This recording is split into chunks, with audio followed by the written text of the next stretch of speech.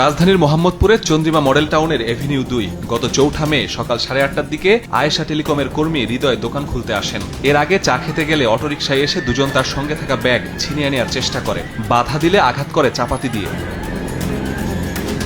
Bag ছিনিয়ে পালিয়ে যায় ছিনতাইকারীরা। কিছু বুঝে উঠতে না পেরে রিকশার পেছন পেছন ছুটতে থাকেন হৃদয়।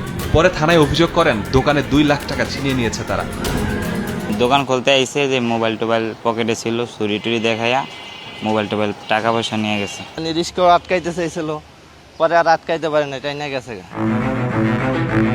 পাশের নবীনগর হাউজিং এ 17 মে বিকেলে একটি কুরিয়ারের গাড়ি আটকে দেয় ছিনতাইকারীরা। এ সময় কুরিয়ার কর্মীর সঙ্গে থাকা 25,000 টাকা ও মোবাইল ছিনিয়ে নেওয়া হয়। পুরো দৃশ্য ধরা পড়ে গাড়ির ক্যামেরায়।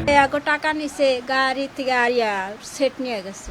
চন্দ্রিমা মডেল টাউন ও বসিলা গার্ডেন সিটির সংযোগস্থল হাক্কারপার ব্রিজ। সহজে বসিলায় যাওয়ার জন্য এ বাঁশের ব্রিজ ব্যবহার করতে গিয়ে সবাই প্রায় পড়েন বিপদে। ছিনতাইয়ের আরেক হটস্পট তুরাগ নদীর ওয়াকওয়ে। চাবারি লয়ে ছুরি লয়ে আয়া মনে করেন যে চেক মেক যে কিছু না পাইলে মোবাইল টোবাইল লইয়া যায়, টাকা পয়সা যা থাকে লইয়া যায় আর কি। এই শর্টকাট হওয়ার কারণে মানুষ এদিক দিয়ে যাতায়াত করে।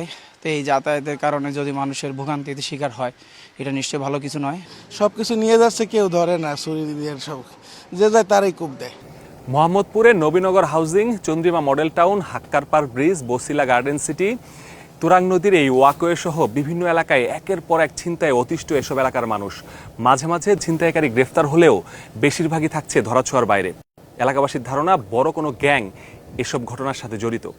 এখন প্রশ্ন হচ্ছে, আইন শৃঙ্খলা বাহিনী কি সেই গ্যাংকে খুঁজে বের করতে পারবে, নাকি চলতেই থাকবে এরকম বেপরোয়া ছিনতাই? গত মাসে একাধিক ছিনতাইয়ের সিসিটিভি ফুটেজ নিয়ে কাজ শুরু করে বসিলা পুলিশ ক্যাম্প। ফুটেজ দেখে পুলিশ জানতে পারে এসব দুর্ধর্ষ ছিনতাইয়ে হাত রয়েছে আকাশ গ্রুপের। আকাশ ছাড়াও শনাক্ত করা হয় মাওরা সোহেল, কোবরা, ইউনুস, রবিন, উদয়, আরাফাত সহ বেশ কয়েকজনকে। শুরু হয় অভিযান।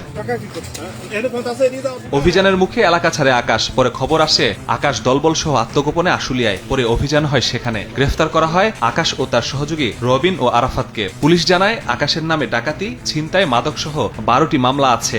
একাধিকবার গ্রেফতারও হয়েছে সে। তাদের বিরুদ্ধে প্রতিদিন আমরা রেগুলার অভিযান করতেছি।